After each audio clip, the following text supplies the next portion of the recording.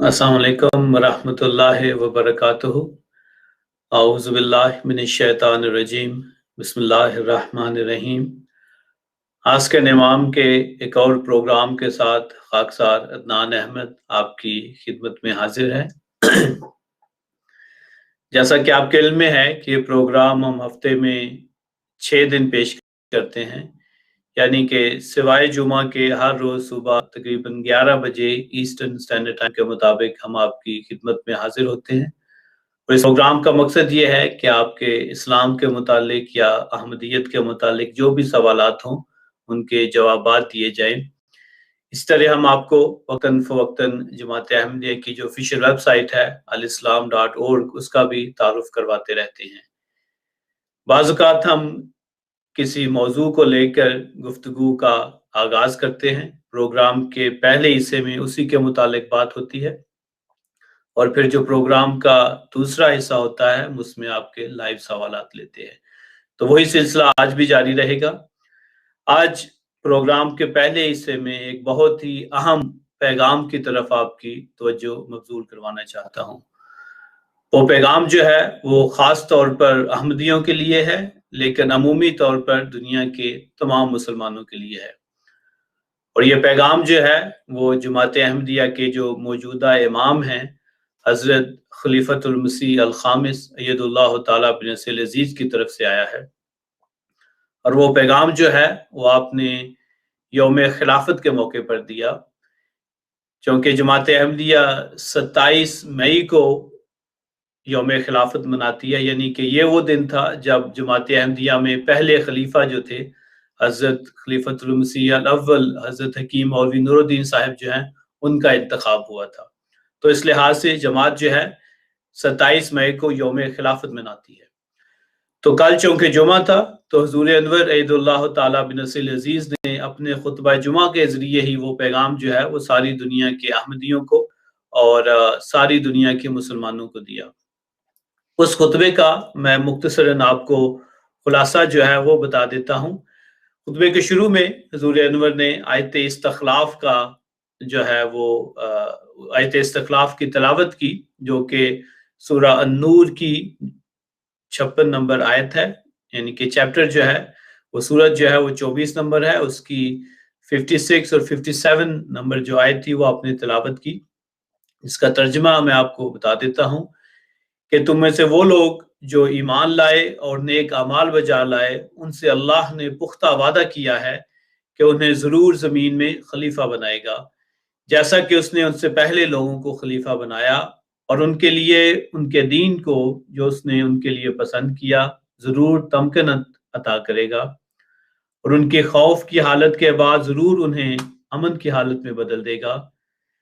वो मेरी इबादत करेंगे और मेरे साथ किसी को शरीक नहीं ठहराएंगे, और जो उसके बाद भी नाशुक्री करे तो यही वो लोग हैं जो नाफरमान हैं। अगली आयत में फरमाया, और नमाज को कायम करो और ज़कात अदा करो और रसूल की अताअत करो ताकि तुम पर रहम किया जाए। तो हुज़ूर अनवर ने इस तरफ हमारी तवज्जो दिलाई कि 27 मई जो है वो जमात अहमदिया में यौम खिलाफत के तौर पर मनाया जाता है। तो इस लिहाज से आपने हमारी तवज्जो इस तरफ करवाई कि सिर्फ ये कह लेना कि हमें खिलाफत मौजूद है ये काफ़ी नहीं है। अगर खुदा ताला ने हम पर यह एहसान किया है कि हमें खिलाफत का निज़ाम जारी किया है, तो उसके साथ बाज़ ज़िम्मेदारियाँ जो हैं वो भी अहमदियों पर आती हैं। जब तक उन ज़िम्मेदारियों को दुरुस्त तौर पर हम अदा नहीं करेंगे, तब तक हम खिलाफत का जो फैज़ है वो सही तौर पर हासिल नहीं कर सकेंगे। अपने फरमाया कि इसी आयत में दरअसल अल्लाह ताला ने बाज़ शराइत वाबस्ता कर दी हैं खिलाफत के लिए। उसमें से एक तो ये है कि ईमान लाएं और अमल सालेह करें, फिर जो है वो नमाज को कायम करना है, माली कुर्बानी करनी है, रसूल की मुकम्मल इताअत करनी है, और जब ये वाली शराइत पूरी होंगी फिर जो है अल्लाह ताला हमेशा तुम्हें खिलाफत को जारी रखेगा। फिर आपने फरमाया कि बाज़ औक़ात लोगों का ये ख्याल होता है कि खलीफतुल मसीह के इरशादात की अपनी तरफ से तशरीह करते हैं कि हुजूर का ये मंशा था। आपने फरमाया कि असल बात यह है कि मिनवन खलीफतुल मसीह की अताअत की जाए और अपनी तशरीहात ना बयान की जाए कि ये मारूफ बात है یہ غیر معروف ہے، بلکہ اصل فرما برداری وہی ہے جب خلیفہ کے منہ سے کوئی بات نکل جائے تو آپ اس کو مان لیں اور اس کو آگے پھیلانا شروع کر دیں۔ اگر آپ یہ کریں گے تو ایسی صورت میں آپ خلافت کا جو نظام ہے اس سے فائدہ اٹھانے والے ہوں گے، اور اس صورت میں آپ خلافت کے محافظ بن جائیں گے۔ یعنی کہ یہ جو خدا تعالیٰ نے عظیم نعمت ہمیں عطا کی ہے، اچھے اعمال کر کے، اطاعت کر کے، قربانیاں کر کے، نمازیں پڑھ کر ہم خلافت کے محافظ بن جائیں گے، اور اس کا نتیجہ یہ ہوگا کہ خلافت پھر ہماری حفاظت کرے گی۔ نیک اعمال سے ہم خلافت کی حفاظت کرتے ہیں، اور پھر خلیفہ جو ہے یا انسٹیٹیوشن جو ہے خلافت کا، وہ ہماری حفاظت کرے گا۔ تو یہ بہت ہی بڑا انعام ہے اور احسان ہے اللہ تعالیٰ کا جو کہ مومنوں کو عطا ہوتا ہے۔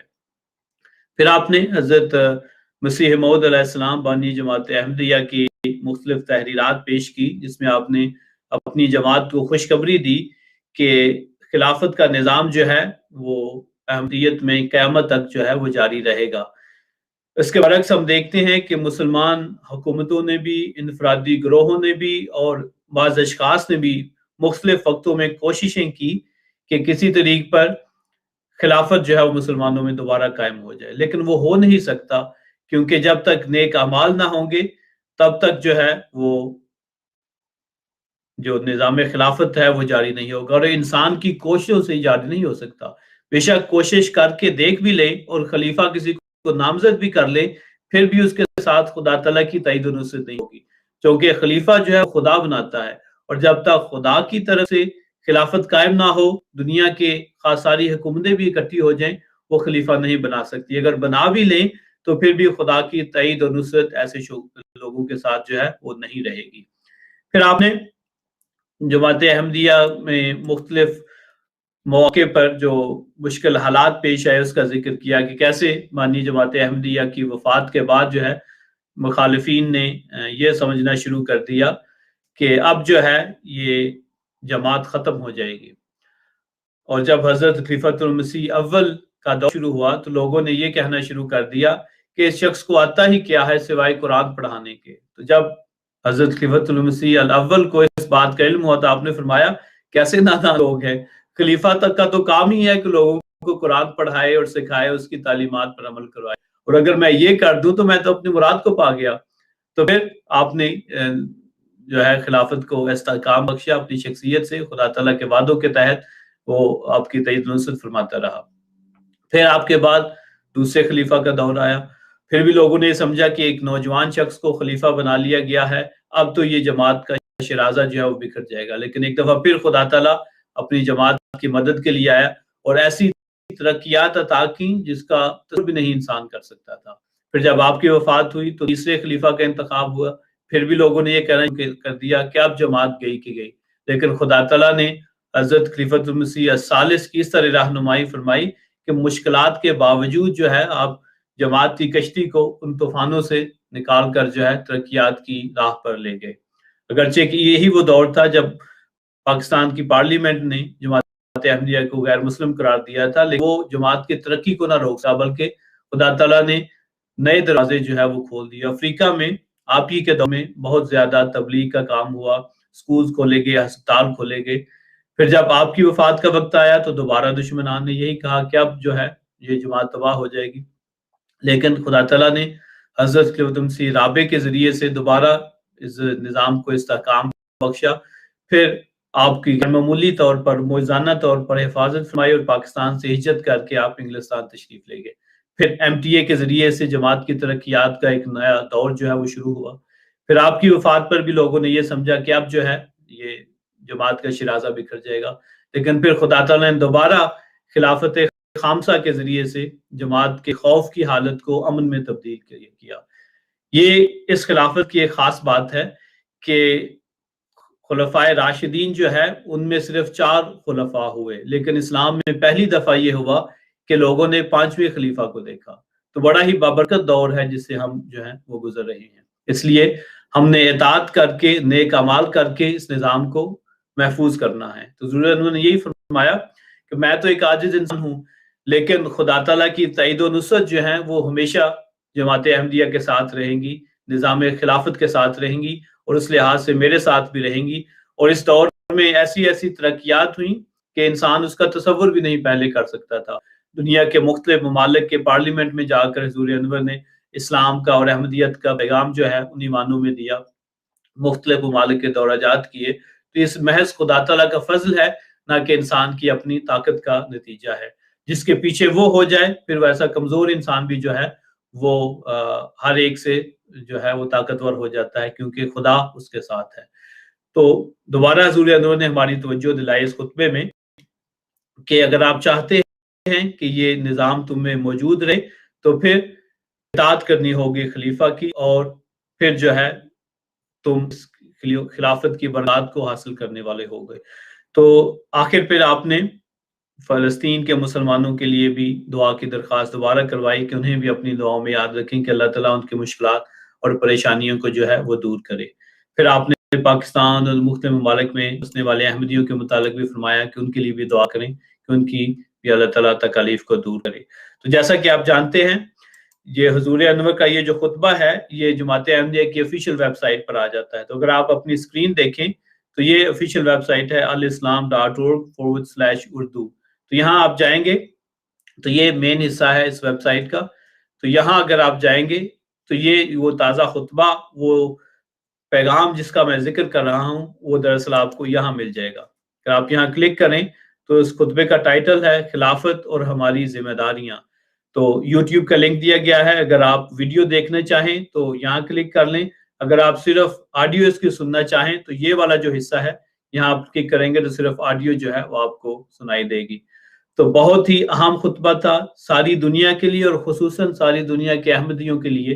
حضور انور کا یہ خطبہ سنیں اور پھر جو ہے اس پر حد الوسع عمل کرنے کی کوشش کریں، کیونکہ تب ہی ہم جو ہے خلافت کا فیض حاصل کر سکتے ہیں۔ تو دوبارہ یہ خطبہ جو ہے آپ کو جماعت احمدیہ کی آفیشیل ویب سائٹ پر اس لنک پر جا کے مل جائے گا۔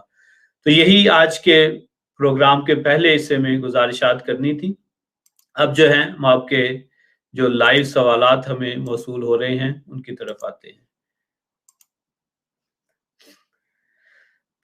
بہت سارے لوگوں نے السلام علیکم کہا ہے، ان میں سے بعض کے میں نام پڑھ دیتا ہوں۔ نگت عالمگیر صاحبہ، فوزیہ احمد صاحبہ، عشرت بانو صاحبہ، عائشہ خواجہ صاحبہ، شعیب احمد صاحب، شازیہ احمد صاحبہ، طارق احمد صاحب، طاہر محمود صاحب، اس طرح بہت سارے اور لوگ ہیں جنہوں نے السلام علیکم کہا ہے۔ آپ سب کو میں وعلیکم السلام ورحمۃ اللہ وبرکاتہ کہتا ہوں۔ آپ سب کا بہت شکریہ کہ آج کے لائیو پروگرام میں آپ ہمارے ساتھ شامل ہوئے ہیں۔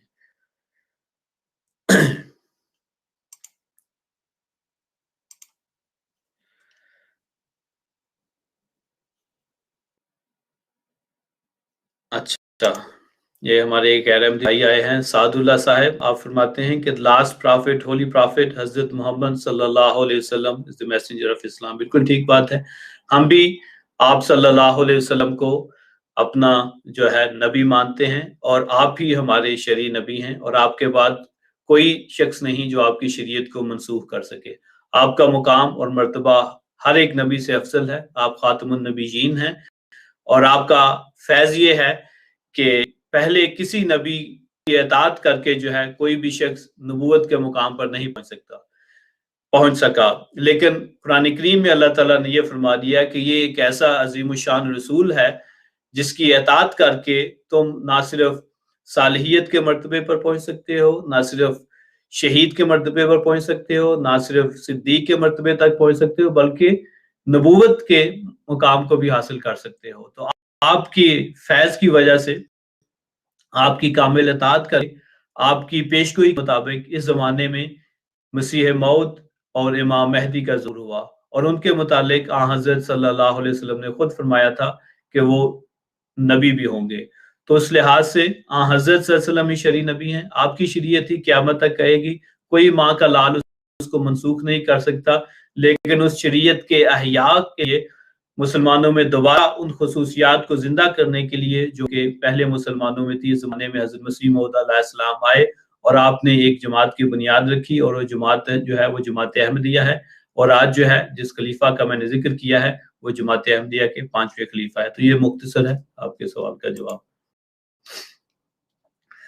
پھر یہ بھی کہتے ہیں کہ ختم نبوت زندہ باد. جی بالکل، میں بھی کہتا ہوں کہ ختم نبوت زندہ باد.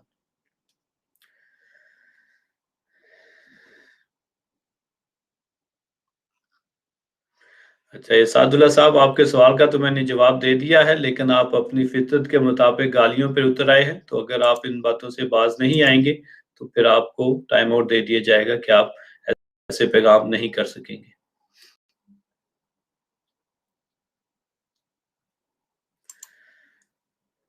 اچھا، اعظم بابر صاحب کہتے ہیں مولانا ثناء اللہ امرتسری کو مت بھولنا. نہیں، ہم اس کو کیسے بھول سکتے ہیں؟ وہ تو ایسا بھگوڑے آپ کے مولانا صاحب تھے کہ بار بار حضرت مسیح موعود علیہ السلام نے ان کو مباہلے کا چیلنج دیا، لیکن ہمیشہ پہلو تہی کر دیا کرتے تھے. تو ان کا تو بڑی تفصیل کے ساتھ جماعت احمدیہ کے لٹریچر میں ذکر ہے، اس لیے ہم ان کو نہیں بھولتے، اور امید ہے کہ آپ بھی نہیں بھولیں گے اور اصل حقائق کو پڑھیں گے. آپ کو غلط تصویر اس کی پیش کی جاتی ہے کہ ان کے مباہلے کے نتیجے میں وفات ہوئی حضرت بانی جماعت احمدیہ کی. بالکل یہ غلط بات ہے. اس نے خود اقرار کیا تھا کہ میں ایسے مباہلے کو نہیں مانتا، بلکہ یہ کہا کہ اصل بات تو یہ ہوگی کہ اگر سچا جو ہے وہ جلد وفات پا جائے اور جھوٹا جو ہے وہ اس کے بعد لمبے عرصے تک زندہ رہے، تاکہ سچے کی جماعت کو دنیا میں پھیلتا ہوا دیکھ لے. تو اس کے اسی بیان کی وجہ سے اللہ تعالیٰ نے جو ہے اس کو لمبی عمر عطا کی، اور وہ حسرتوں کے اس کی بعض حسرتیں پوری نہ ہوئیں اور خواہشات بھی پوری نہ ہوئی، اور نامراد رہا اور جماعت کی ترقی کو اپنی آنکھوں سے دیکھتا رہا اور اندر ہی اندر جلن کا شکار رہا. اس لیے ہم اس کو ہرگز نہیں بھولیں گے.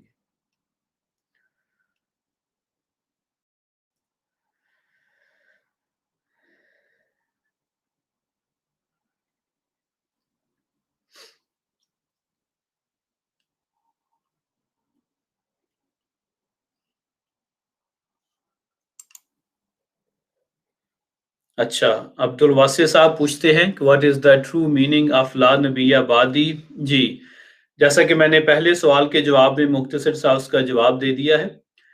لا نبی بعدی کی جو عام مسلمان تشریح کرتے ہیں وہ یہ ہے کہ حضرت صلی اللہ علیہ وسلم کے بعد جو ہے وہ کوئی نبی نہیں آئے گا. لیکن اسی تناظر کی اگر باقی احادیث بھی جو ہے وہ دیکھیں تو حضرت صلی اللہ علیہ وسلم نے خود اس بات کی تشریح کر دی کہ اس سے کیا مراد ہے. لا نبی آبادی سے مراد ہے کہ میرے فوراً بعد جو ہے وہ کوئی نبی نہیں آئے گا، یا میری شریعت کو ختم کرنے والا جو ہے وہ کوئی نبی نہیں آئے گا. لیکن آپ کی شریعت کو ہی دوبارہ زندہ کرنے کے لیے نبی آ سکتا ہے. اسی لیے آپ نے حضرت عیسیٰ علیہ السلام کے آنے کا ذکر کیا اور ان کو کہا کہ وہ عیسیٰ جب آئیں گے وہ خدا تعالیٰ کے نبی ہوں گے. لیکن چونکہ خدا تعالیٰ قرآن کریم میں بڑا واضح طور پر فرما چکا ہے کہ حضرت عیسیٰ علیہ السلام کی وفات ہو چکی ہے، تو پھر ہمیں یہ سوچنا پڑے گا پھر جب حضرت صلی اللہ علیہ وسلم نے آخری زمانے میں حضرت عیسیٰ علیہ السلام کے آنے کا وعدہ دیا ہے اس سے کیا مراد ہے. تو اگر اسی تشریح کو ہم دیکھیں تو حضرت عیسیٰ علیہ السلام کی اپنی زندگی میں یہ موقع پیش آیا جب یہود جو تھے اس بات کا انتظار کر رہے تھے کہ ایلیا نبی جو ہے دوبارہ آسمان سے نیچے آئے گا. تو حضرت مسیح علیہ السلام کو یہود نے اس لیے نہ مانا کہ وہ ایلیا کے آسمان سے اترنے کا انتظار کر رہے. تو حضرت عیسیٰ نے خود اس بات کو واضح کر دیا کہ یوحنا نبی جو ہیں یا حضرت یحییٰ جو ہیں وہی جو ہیں ایلیا ہیں، اگر قبول کرنا چاہو تو کر لو. اس سے پتہ چلا کہ اگر کسی شخص کے متعلق پیشگوئیوں میں ذکر آتا ہے کہ وہ دوبارہ دنیا میں آئے گا تو اس سے یہ مراد نہیں ہوتی کہ وہی شخص آئے گا، بلکہ کوئی اور شخص آئے گا اسی کی صفات لے کر، اسی کی خوبیاں لے کر، اسی کے طرح کا مشن لے کر. تو یہی جب آخری زمانے میں مسیح موعود نے آنا تھا جس کو عیسیٰ ابن مریم کا لقب بھی دیا گیا، وہ اس وجہ سے کہ عیسیٰ ابن مریم جو تھے وہ ایسے وقت آئے جب یہود جو تھے وہ مختلف فرقوں میں بڑھ چکے تھے. تو حضرت عیسیٰ علیہ السلام نے آ کر ایک ناجی فرقے کی بنیاد رکھی. تو چونکہ حضرت صلی اللہ علیہ وسلم کو قرآن مجید میں مسیح موسیٰ قرار دیا گیا ہے، اس لیے لازماً تھا کہ آپ کی امت میں بھی کوئی ایسا شخص آتا جو کہ مسیح ہو یا جس کو مسیح موعود کا ٹائٹل دیا جائے. تو چونکہ حضرت موسیٰ علیہ السلام کے 1400 سال بعد حضرت عیسیٰ آئے تو ایک مشابت اس طرح بھی پوری ہوئی کہ حضرت صلی اللہ علیہ وسلم کے 1400 سال بعد جو تھے وہ مسیح موعود نے آنا تھا. اور بالکل عین اسی وقت میں حضرت بانی جماعت احمدیہ جو ہے انہوں نے اپنے جو ہے دعوے کا آغاز کیا. تو اس سے پتہ چلا کہ لا نبی بعدی سے مراد یہ نہیں کہ کوئی بھی نبی نہیں آئے گا، مراد یہ ہے کہ حضرت صلی اللہ علیہ وسلم کی شریعت کے باہر جو ہے کوئی نبی نہیں آئے گا. لیکن جب آپ نے خود ہی وعدہ دے دیا، خود ہی پیشگوئی کر دی کہ آخری وقت میں مسیح موعود آئے گا، اور اس کو کہا کہ وہ نبی اللہ ہوگا، تو میں یا آپ کون ہوتے ہیں کہ ایسے شخص کو نبی نہ کہیں جس کو حضرت صلی اللہ علیہ وسلم نے اور اللہ تعالیٰ نے نبی کا لقب دے دیا؟ تو یہ مختصر تشریح ہے آپ کے سوال کی کہ لا نبی بعدی سے کیا مراد ہے۔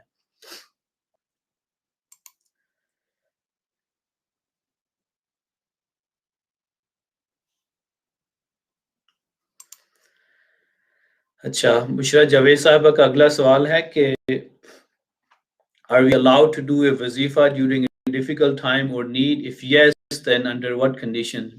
بات یہ ہے کہ حضرت مسیح موعود علیہ السلام نے فرمایا ہے کہ سب سے بہتر وظیفہ جو ہے وہ نماز ہی ہے، تو اس لیے اپنی نمازوں میں جو ہے وہ رکعت حاصل کرنے کی کوشش کریں، ان کو خشوع و خضوع کے ساتھ ادا کریں، اور ایسے ادا کریں کہ گویا آپ خدا تعالیٰ کو دیکھ رہی ہیں۔ اس کے بعد حضرت صلی اللہ علیہ وسلم کی سیرت ہم دیکھتے ہیں، آپ کی زندگی کا مطالعہ کرتے ہیں، تو پتہ چلتا ہے کہ سب سے بڑا وظیفہ جو آپ نے کیا وہ دراصل نماز تہجد ہوئی تھی۔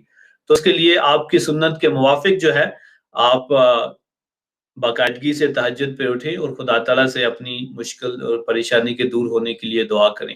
اگر نمازوں میں انسان باقاعدہ ہو جائے، اگر تہجد کا باقاعدگی سے التزام کرے، اس کے علاوہ اللہ کے نبی پر درود بھی بھیجے، تو یہی کافی ہوگا، اس کے لیے علیحدہ وظیفے کی کوئی ضرورت نہیں۔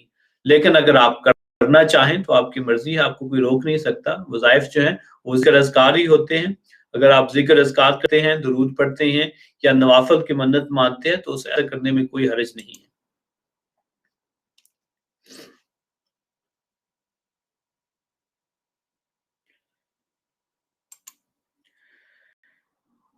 اچھا، امت الودود صاحب فرماتی ہیں اللہ آپ کی زبان میں اور اثر پیدا کرے، احمدیت میں زندہ باد۔ جزاکم اللہ تعالیٰ حسن الجزا، آمین۔ آپ کی اس دعا کا بہت شکریہ، اللہ تعالیٰ اسے قبول کرے۔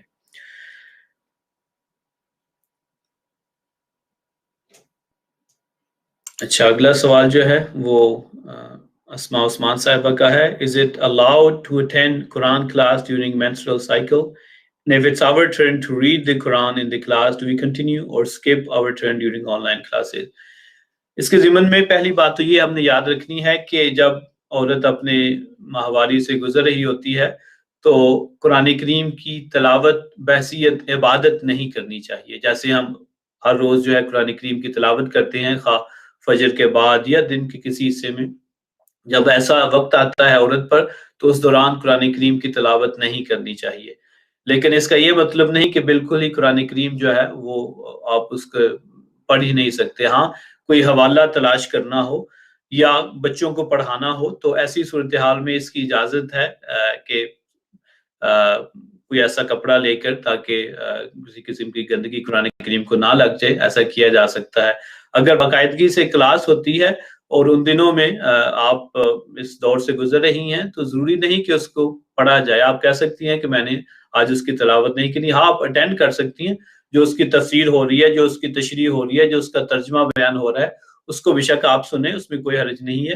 لیکن جہاں تک پڑھنے کا تعلق ہے آپ ان دنوں میں سو سکپ کر سکتی ہیں، اس لیے پڑھنا ضروری نہیں ہے۔ اگر خدا تعالیٰ نے آپ کو رعایت دی ہے تو اس رعایت سے فائدہ اٹھانا بھی ایک قسم کی نیکی ہے۔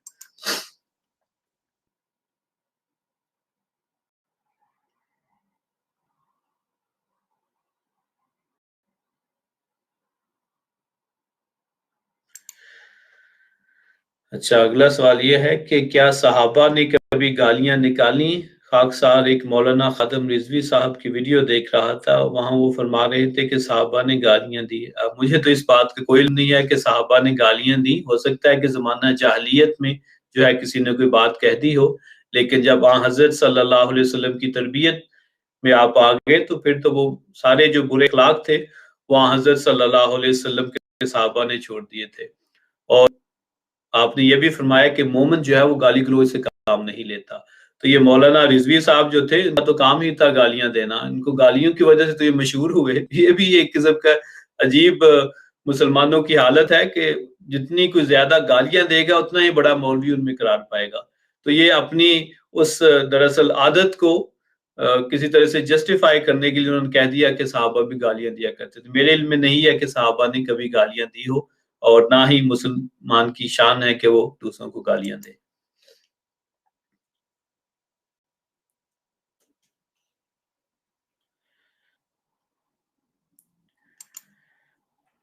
اچھا، اگلا سوال ذیشان صدیقی صاحب کا ہے کہ کیا امام مہدی کا ذکر قرآن و حدیث میں کس جگہ ہے، وہ بتا دیں۔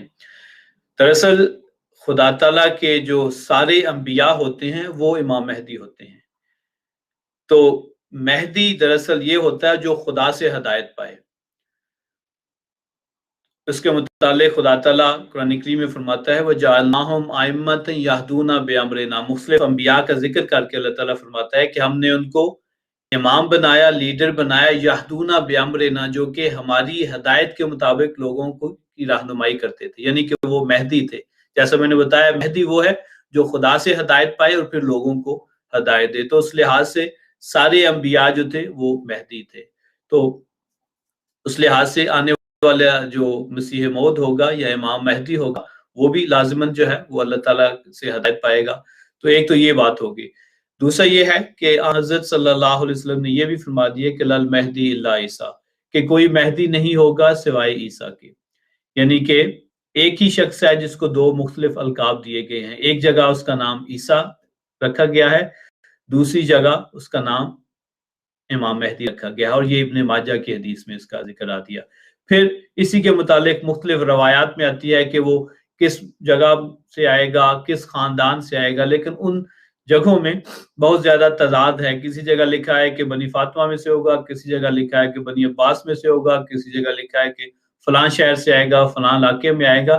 لیکن ان ساری باتوں سے یہ پتہ چلتا ہے کہ ایک امام مہدی کے آنے کا ذکر ملتا ہے۔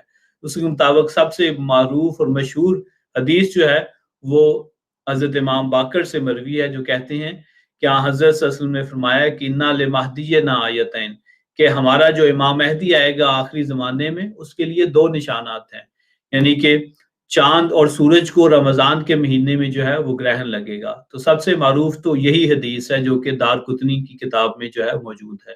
تو اس لحاظ سے باقی جو امام مہدی کے متعلق حدیث ہے اس میں بہت سارے تضادات ہیں، کوئی کہتا ہے فلاں جگہ سے آئے گا، فلاں قوم سے آئے گا، فلاں خاندان سے آئے گا، لیکن سب سے معروف یہی حدیث ہے، اور اس کو ہم نے پورا ہوتے دیکھا جب جماعت احمدیہ کے جو بانی ہیں حضرت اقدس مسیح موعود علیہ السلام، جو کہ امام مہدی بھی تھے، جب آپ نے دعویٰ کیا تو لوگوں نے کہا کہ امام آپ کہتے ہیں کہ آپ امام مہدی ہیں، لیکن امام مہدی کے متعلق تو یہ نشانیاں ہیں کہ اس کے زمانے میں سورج اور چاند کو گرہن لگے گا۔ تو کہاں ہے وہ گرہن؟ تو کہ آپ نے اپنی جماعت کی بنیاد 1889 میں رکھی تھی، تو اگلے 4-5 سال تک یہ نشان نہ دکھایا گیا، لیکن پھر 1894 میں یہ نشان جو ہے ہندوستان میں دیکھا گیا کہ رمضان کے دنوں میں انہی ایام میں جن کا کیا حضرت صلی اللہ علیہ وسلم نے ذکر کیا تھا، پہلے چاند کو گرہن لگا، پھر سورج کو گرہن لگا، پھر اگلے سال 1895 میں جو امریکہ اور یورپ وغیرہ میں بھی وہ گرہن جو ہے دیکھا گیا۔ تو ثابت ہو گیا کہ یہ درست حدیث ہے، حضرت صلی اللہ علیہ وسلم کی بیان کردہ پیش گوئی ہے، اور جس امام مہدی کے آنے کا ذکر کیا تھا وہ وہی ہیں جنہوں نے 1889 میں دعویٰ کیا تھا۔ تو یہ مختصر جواب ہے آپ کے سوال کا۔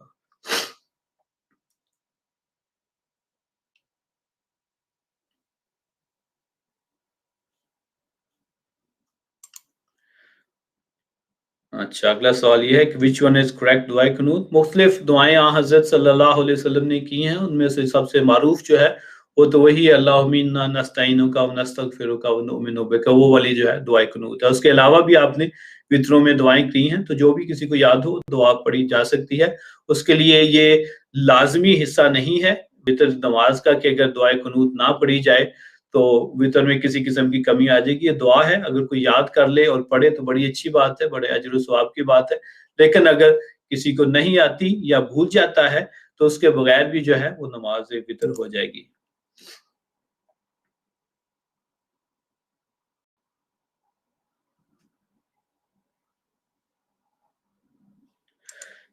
اچھا، اسی طرح کا پہلا سوال جو تھا کہ وہ کہتی ہیں کہ میرا سوال یہ ہے کہ کیا عورتوں کے مخصوص ایام میں قرآن پاک کی تلاوت منع ہے تو موبائل سے تلاوت کر سکتی ہیں یا تلاوت کرنا منع ہے؟ سنت کی تعلیم کیا کہتی ہے؟ جی، یہی میں نے ذکر کیا تھا پہلے کہ جب مخصوص ایام خواتین کے چل رہے ہو ان دنوں میں تلاوت قرآن کریم نہیں کرنی چاہیے، خواہ فزیکل کاپی سے، خواہ فون سے، خواہ کمپیوٹر سے، کسی میں تلاوت جو ہے وہ نہیں کرنی چاہیے۔ اس بارے میں احتیاط کرنی چاہیے، کیونکہ اجر اور ثواب تو جو ہے وہ خدا تعالیٰ دینے والا ہے۔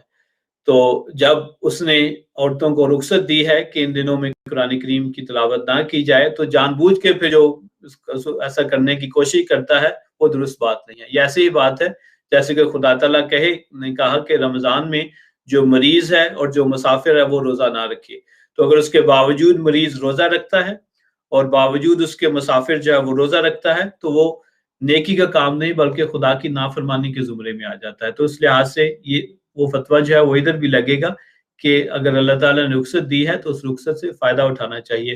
اور حضرت خلیفۃ المسیح الخامس سید اللہ تعالیٰ ابن نصر عزیز کا یہی فتویٰ ہے کہ ان دنوں میں قرآن کریم کی تلاوت نہیں کرنی چاہیے، نہ ہی فزیکل کاپی سے، نہ ہی موبائل یا کمپیوٹر سے۔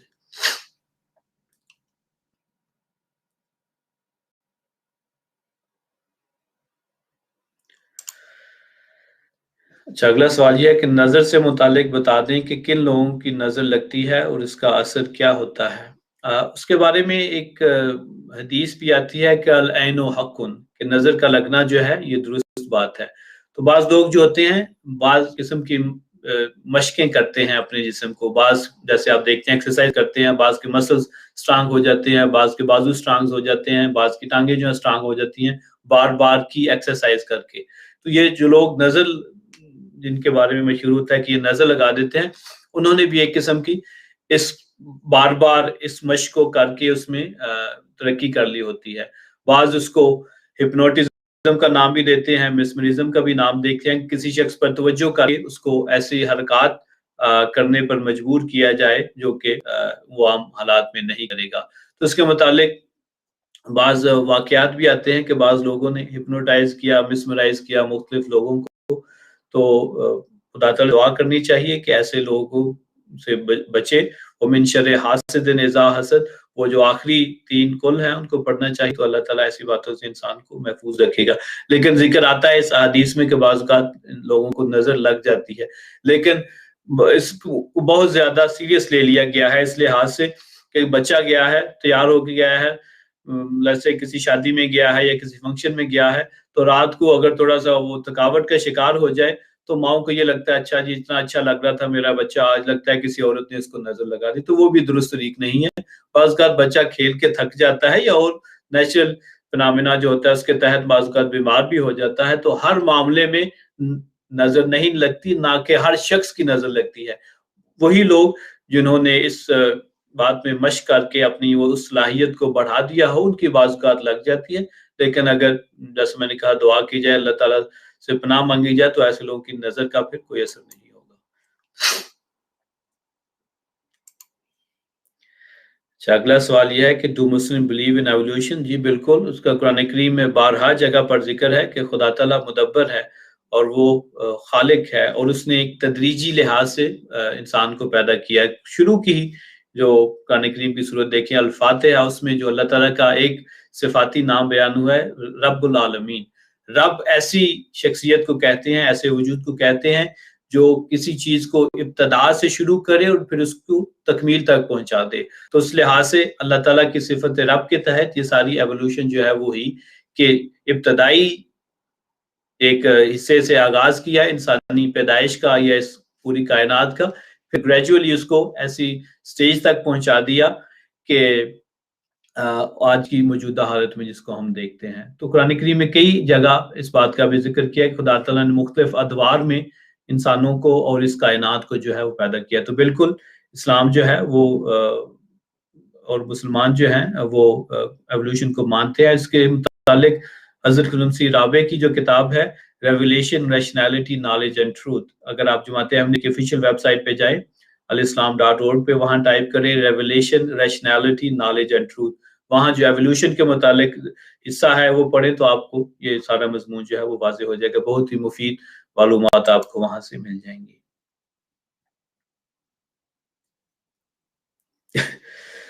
صاحب گجر صاحب کہتے ہیں کہ قادیانی دنیا کے غلیظ ترین کافر ہیں۔ ٹھیک ہے بھائی، ہم بہتر ہیں ایسی حالت میں ہی، اور آپ اگر دنیا کے بہترین مسلمان ہوتے تو ایسی گندی زبان اور ایسا گندا الزام نہ لگاتے۔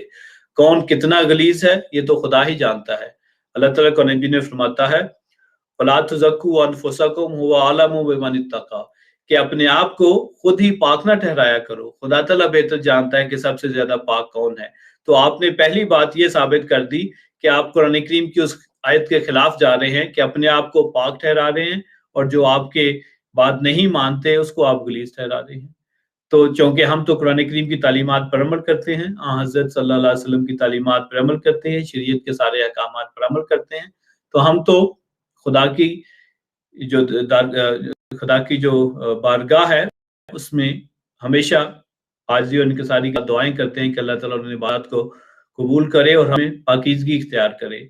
ہم تو اپنے آپ کو اس لحاظ سے پاک نہیں کہتے اس آیت کے تحت کہ پاک کرنے والی ذات خدا تعالیٰ کی ہے، وہی ہے جو جانتا ہے کون حقیقی طور پر پاک ہے۔ لیکن آپ نے ایسی بات کر کے ثابت کر دیا کہ آپ کو قرآن کریم کی الف بے کا بھی نہیں پتا۔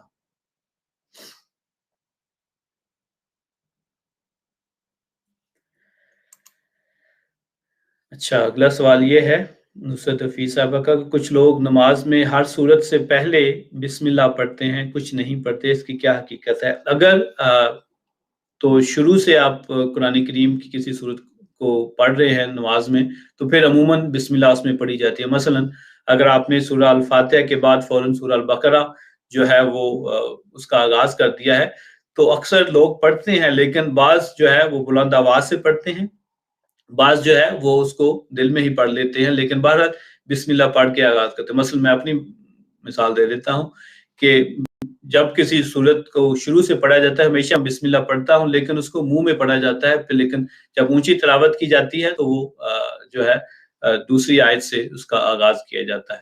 تو جو بھی طریقہ کوئی انسان اختیار کرے، خواہ وہ بسم اللہ کو اونچی آواز سے پڑھ لے، خواہ وہ بسم اللہ کو آہستہ آواز میں پڑھ لے اپنے دل میں ہی، لیکن بقیہ قرآن کریم کی جو صورت ہے اس کو اونچی آواز میں پڑھ لے، تو دونوں طریق ٹھیک ہے۔ لیکن میرے علم کے مطابق اکثر لوگ یہی کرتے ہیں کہ وہ دل میں ہی بسم اللہ پڑھ لیتے ہیں، لیکن بقیہ صورت کا حصہ جو ہے اس کو جو ہے بلند آواز سے پڑھتے ہیں، تو دونوں طریق ٹھیک ہیں۔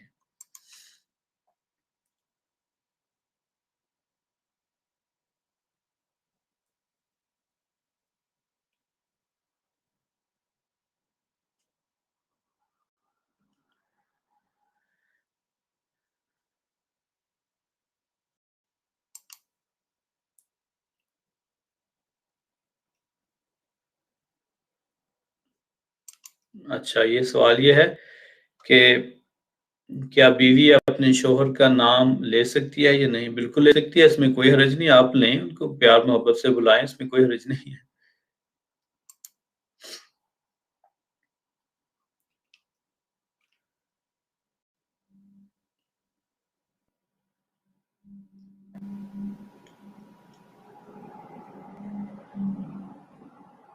اچھا، برہان سندو صاحب پوچھتے ہیں کہ کچھ غیر مسلم حضرت محمد صلی اللہ علیہ وسلم کی حضرت عائشہ سے شادی کے متعلق اعتراض کرتے ہیں، عمر کے فرق کی وجہ، اس بارے میں گائیڈ کر دیں۔ جی، اس کے بارے میں بڑی اچھی بحث جو ہے وہ ایک کتاب ہے سیرت خاتم النبیین، جو کہ حضرت مرزا بشیر احمد صاحب نے لکھی ہے۔ یہ اردو میں بھی کتاب موجود ہے، یہ انگریزی میں بھی کتاب موجود ہے، جماعت احمدیہ کی جو آفیشیل ویب سائٹ ہے وہ اس پہ موجود ہے۔ اگر آپ چاہیں سیرت خاتم النبیین ٹائپ کریں تو اس میں ایک جو ہے سب ہیڈنگ حضرت عائشہ کی شادی کے متعلق ہے، اور ان کے جو اعتراض آپ نے بیان کیا ہے غیر مسلموں کا، تو اس میں بڑی مفصل بحث کی گئی ہے۔ وہ اگر آپ پڑھ لیں تو آپ پہ انشاءاللہ تعالی واضح ہو جائے گا۔ بنیادی طور پہ خلاصہ اس کا یہ ہے کہ اس زمانے میں عمروں کا اس لحاظ سے خیال نہیں رکھا جاتا تھا کہ کون بندہ جو ہے، جیسے ہم جانتے ہیں کہ فلاں کی ڈیٹ آف برتھ کیا ہے، میں کب پیدا ہوا، آپ کب پیدا ہوئے، فلاں کب پیدا ہوا، تو تاریخ پیدائش کا اس لحاظ سے کوئی انتظام نہیں تھا۔ تو بعض اوقات جب حضرت عائشہ رضی اللہ عنہ کا آتا ہے کہ میں فلاں عمر کی تھی تو میری شادی ہوگی، لگتا ہے کہ ان کو اندازہ لگانے میں غلطی ہوئی۔ تو اس وقت جب آپ کا رخصتانہ ہوا اس وقت آپ بلوغت کی عمر کو پہنچ چکی تھی۔ بعض جو مفسرین ہیں یا تاریخ دان ہیں انہوں نے یہ بحث کی ہے کہ آپ کی عمر اس وقت 14 سال تھی، بعض نے کنکلوڈ کیا ہے کہ اس وقت آپ کی عمر جو ہے وہ 16 سال تھی۔ خواہ اور بعض جو ہے وہ 18 سال تک بھی گئے ہیں. تو خواہ جو بھی ان میں سے اگر منیمم بھی لیں 14 سال، تو اس زمانے میں یہ ایک عام رواج تھا کہ اسی عمر میں شادیاں ہو جایا کرتی تھی. حضرت صلی اللہ علیہ وسلم کی جو اپنی بچیاں تھیں ان کی بھی کم عمری میں ہی شادی ہوئی. اور اس طرح حضرت مریم کے بارے میں جو ایسا لوگ اعتراض کرتے ہیں کہ حضرت صلی اللہ علیہ وسلم نے، خاص طور پر عیسائی جو ہیں، ان کو آپ یہ بھی حوالہ دے دیں کہ حضرت مریم جب حضرت عیسیٰ سے حاملہ ہوئی تھی تو تاریخ میں آتا ہے ان کی عمر بھی جو 14 یا 15 سال کی تھی. تو اس سے پتہ چلتا ہے کہ مختلف اوقات میں جو ہے لوگوں کی شادیاں جو ہے مختلف ہو جایا کریں. اور پھر ان کے بعد جو ہے ان کی حضرت جو یوسف نجار تھے ان کے ساتھ شادی ہو گئی تقریباً 14 یا 15 سال کی عمر میں. تو وہ حوالہ میں دے رہا ہوں. لیکن 14 یا 15 سال کی عمر جو ہے وہ بعض علاقوں میں، بعض خطوں میں جو لڑکیاں ہوتی ہیں وہ بلوغت کی عمر کو پہنچ جاتی ہیں.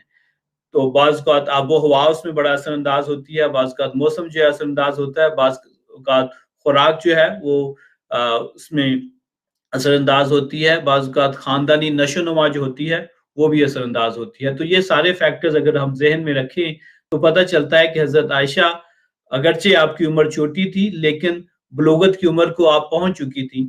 آپ کا بلوغت کی عمر کو پہنچنے کا ایک ثبوت یہ ہے کہ حضرت ابو بکر صدیق رضی اللہ عنہ خود ان کی شادی کرنا چاہتے تھے. اس لیے پہلے آپ جو تھے وہ مختلف جو تھے وہ شادی دیکھا کرتے تھے، یعنی کہ اپنے ان کا رشتہ جو ہے وہ ڈھونڈ رہے تھے. پھر جب حضرت سے پیغام آیا تو آپ نے فوراً قبول کر لیا. تو جو کفار مکہ تھے انہوں نے اس بات پہ کوئی اعتراض نہیں کیا. اگر یہ کوئی اعتراض کی بات ہوتی تو وہ ضرور کہتے کہ دیکھیں محمد نے تو ایک کم عمر لڑکی سے شادی کر لی ہے. اور بہت سارے انہوں نے اعتراض کیے لیکن یہ اعتراض نہیں کیا. اس سے پتہ چلا کہ وہ ایک عام رواج تھا ان دنوں میں کہ کم عمر لڑکیاں جو کہ بلوغت کی عمر کو پہنچ چکی ہیں ان کی شادی ہو جایا کرتی. تو حضرت عائشہ بھی بلوغت کی عمر کو پہنچ چکی تھی، تبھی ان کے والد نے رضامندی کا اظہار کر دیا کہ آپ کی حضرت صلی اللہ علیہ وسلم کے ساتھ جو ہے وہ شادی ہو جائے. لیکن تفصیل جو ہے جیسے میں نے ذکر کیا اس کتاب میں آپ کو اس کی مل جائے گی. تو اب آخری پروگرام کے حصے ہم آ چکے ہیں. صرف ایک سوال اور میں لے لیتا ہوں پھر انشاءاللہ اس پروگرام کو ختم کرتے ہیں.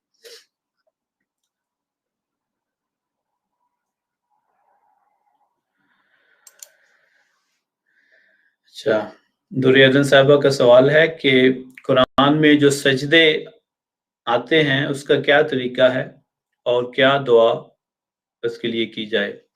جی، اس کا جب قرآن کریم میں مختلف جگہوں پہ سجدے آتے ہیں، تقریباً 14 یا 15 کے قریب ٹوٹل سجدے آئے ہیں قرآن کریم میں. تو جب آپ اس حصہ کی تلاوت کر رہی ہو جہاں سجدہ آیا ہو تو بہتر یہ ہے کہ فوراً جو ہے انسان سجدہ کر لے. اور سجدہ کرنے کا وہی طریقہ ہے جیسا کہ نماز میں آپ سجدہ کرتے ہیں. اگر تو آپ کے پاس جائے نماز ہے تو قرآن کریم کو سائڈ پہ رکھ کے جو ہے وہ جائے نماز پہ اللہ اکبر کہہ کے جو ہے وہ سجدے میں چلی جائیں آپ. اور ایک اس بارے میں دعا آتی ہے کہ اللہم سجدہ لک روحی و جسدی و جنانی. تو پہلے آپ 3 دفعہ سبحان ربی اللہ پڑھ لیں، اس کے بعد جو ہے یہ دعا پڑھ لیں جس کا ترجمہ یہ ہے اللہم سجدہ لک روحی، کیا خدا میری روح جو ہے وہ تیرے لیے سجدہ کرتی ہے، و جسدی و جنانی، اور اس طرح میرا جسم بھی اور میرا دل بھی تیرے حضور سجدہ کرتا ہے. تو کسی کو یہ دعا آتی ہو یا اور بھی ایک دو دعا آتی ہے سجدے کے متعلق وہ یاد کر کے پڑھ لے. لیکن اگر کسی کو اور کوئی دعا نہیں آتی تو پھر یہی کافی ہوگا کہ وہ سبحان ربی اللہ جو ہے وہ 3 دفعہ پڑھ لے.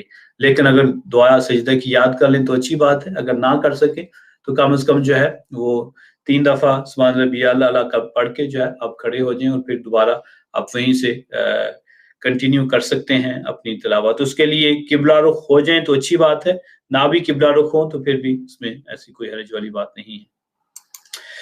ٹھیک ہے جی، سوالات اور بھی ہیں لیکن چونکہ آج کے پروگرام کو 45 منٹ ہو گئے ہیں تو جیسا کہ آپ کے علم میں ہے کہ پروگرام ہم ہفتے میں 6 دن پیش کرتے ہیں، تو چونکہ بہت زیادہ موقع ہوگا دوران ویک آپ کے پاس سوالات پوچھنے کا، تو ہم چاہتے ہیں کہ آپ کے وقت کو بھی ذہن میں رکھیں. بہت زیادہ لمبا ہو جائے تو مشکل ہو جاتا ہے اتنی دیر سننا. تو ہم چاہتے ہیں کہ آپ کے سماعتوں پہ بہت زیادہ گران گزرے ہمارا پروگرام، تو اس لیے 35 سے 40 منٹ کے درمیان ہم اس کو ختم کرنے کی کوشش کرتے ہیں. بعض کا زیادہ بھی ہو جاتا ہے، جیسے آج جو ہے وہ 45 منٹ ہونے والے ہیں.